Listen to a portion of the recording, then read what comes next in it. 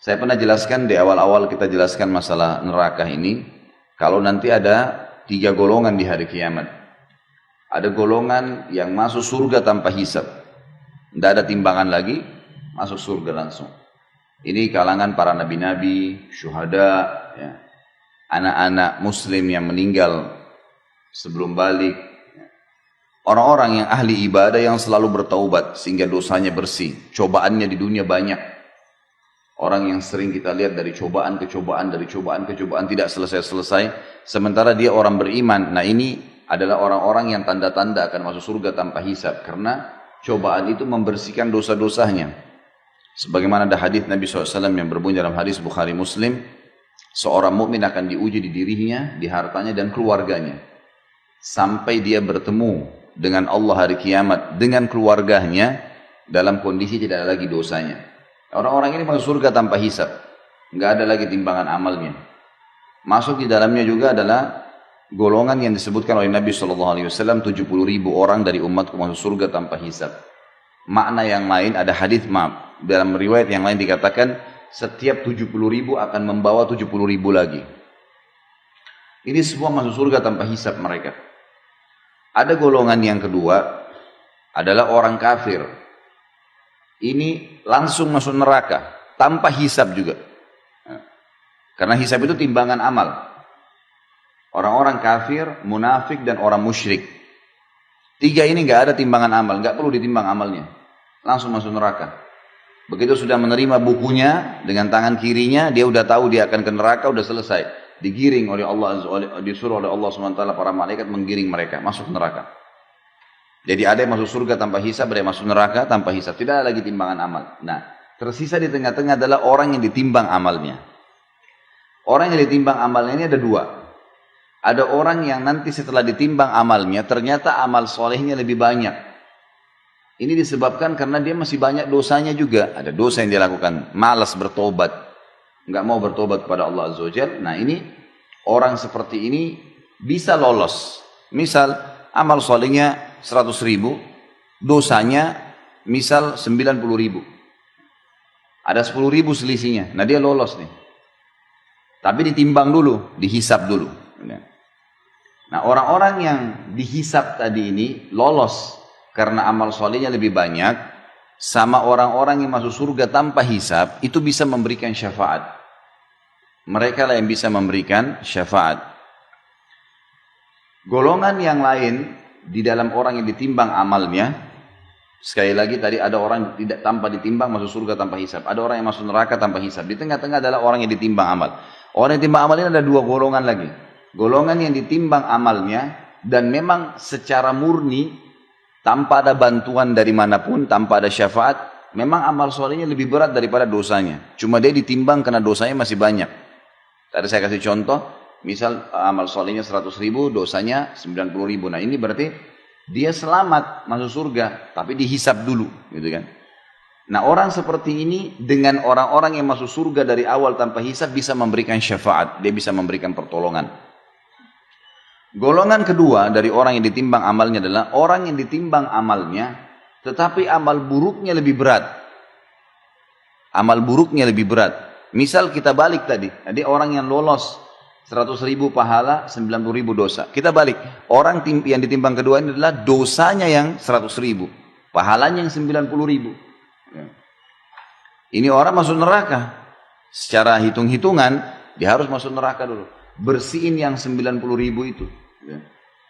Tapi di sini ada banyak pendapat ulama. Yang pertama dikatakan, kalau dosanya 90.000, dosanya 100.000, ini misal, pahalanya 90.000, maka dia disiksa di neraka sesuai dengan kadar selisihnya saja. Bukan semua dosanya. Karena dia punya amal saleh. Dia punya amal saleh. Jadi misal kadarnya cuma beda 10.000 ya. 10.000 itulah yang disiksa di neraka. Karena yang lainnya dianggap berimbang dengan amal salehnya.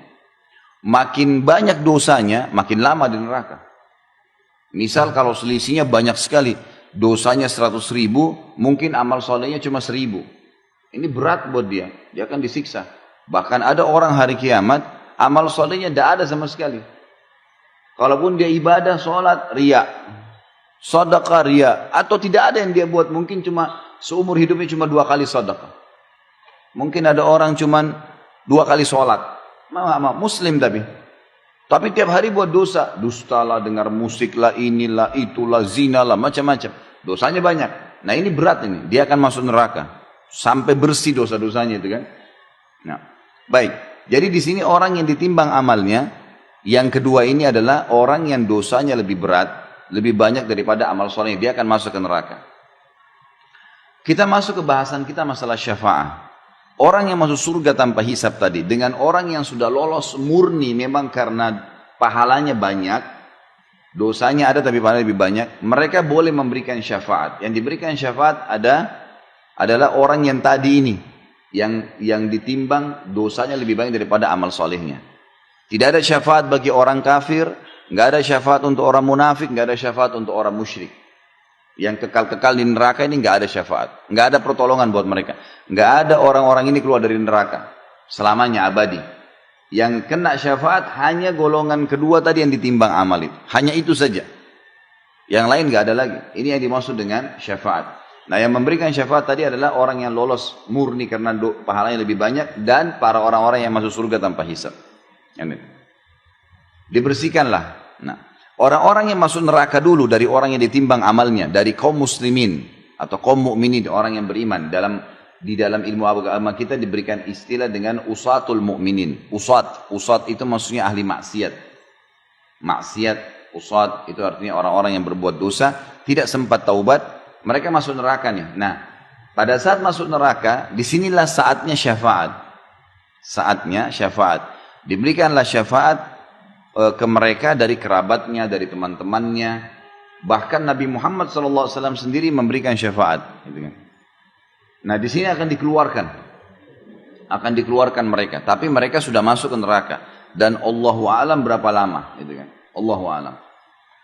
Ada juga pendapat ulama mengatakan, syafaat orang-orang yang masuk surga tanpa hisab, mereka bisa memilih kapan mereka memberikan syafaat. Mereka bisa memilih kapan memberikan syafaat. Misal sebelum masuk surga pun Nabi Muhammad SAW dan para nabi-nabi bisa memberikan syafaat sebelum masuk surga. Jadi masih selesai timbangan amal, orang-orang masih pada lewat di atas sirat, itu sudah ada syafaat-syafaat mereka. Ada orang-orang yang dapat syafaat. Contoh misal, ada orang dosanya 100.000, tadi pahalanya 90.000, selisihnya kan 10.000 ya. Nah dia mendapatkan syafaat nih. Syafaat nabi-nabi, syafaat Nabi Muhammad SAW misalnya, syafaat seorang keluarganya yang mati syahid. Maka dosanya dibersihkan. Dosanya dibersihkan. Mereka lolos.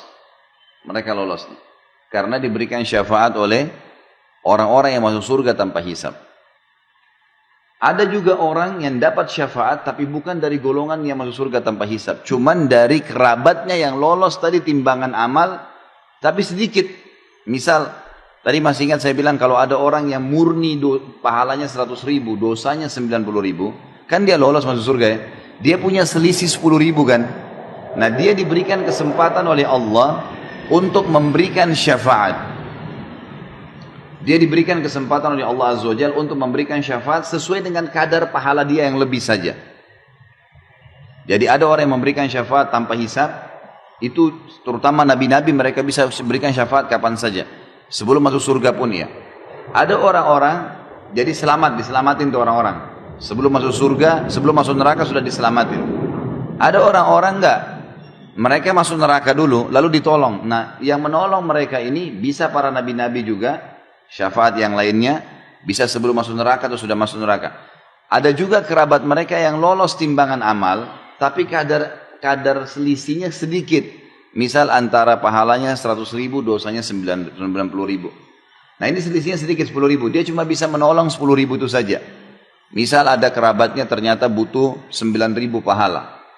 Dikasihlah sama dia. Bukan dikasih dari pahala dia ya. Kadar itu bisa dipakai. Dia bantulah misalnya ibunya kurang 9.000 dikasih sama dia. Sisa 1.000 dia kasih kepada adiknya misalnya. Tapi adiknya ini punya dosa 5.000. Dia dibantu 1.000. Berarti kan belum bisa. Masuk ke neraka nanti si adik. tapi cuma kadar 4.000 disiksa. Ada begitu, itu namanya semua itu ada bentuk-bentuk syafaat ya. Pertolongan-pertolongan yang akan membantu. Tetapi ini semua tentu targetnya kita jangan jadikan sebagai target Bapak Ibu sekalian. Karena pertolongan itu bisa dapat, bisa enggak. Iya, kalau misalnya anak kita misalnya nunjuk kita atau saudara kita nunjuk kita, mungkin dia tunjuk orang lain. Pada saat itu orang sudah beda keadaannya, gitu kan. Orang akan memikirkan terserah dia mau selamatin siapa, itu masalah, gitu kan. Makanya orang yang mati syahid memberikan syafaat 70 orang yang dia kenal itu bebas, kerabatnya kah, temannya kah.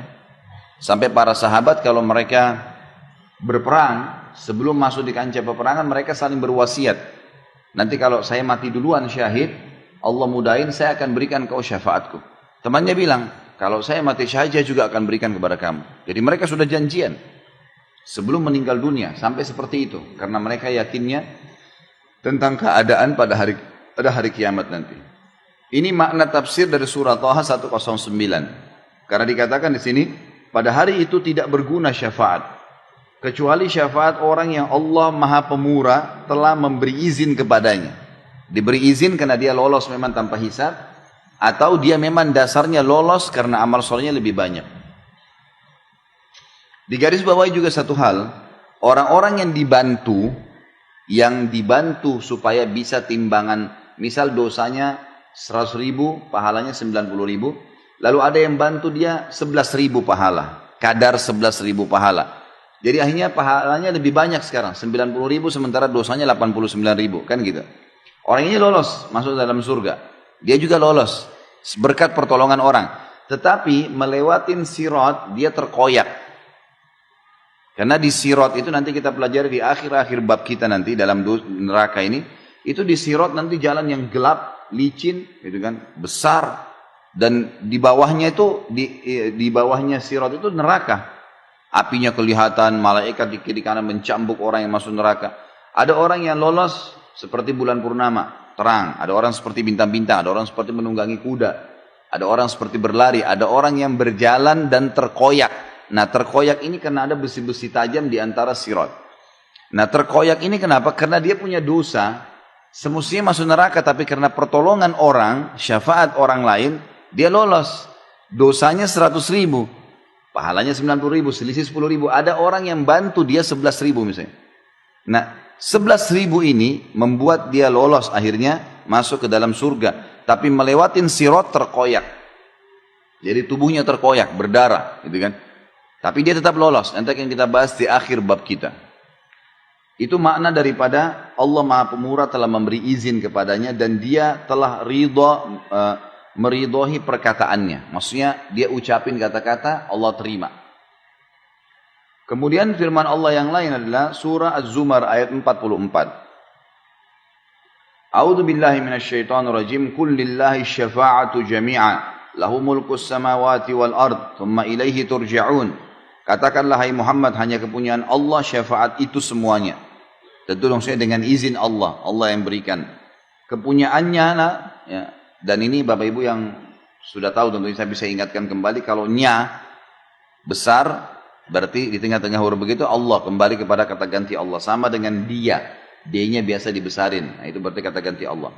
Kepunyaannya lah, ya, kerajaan langit dan bumi, kemudian kepadanya lah kamu dikembalikan.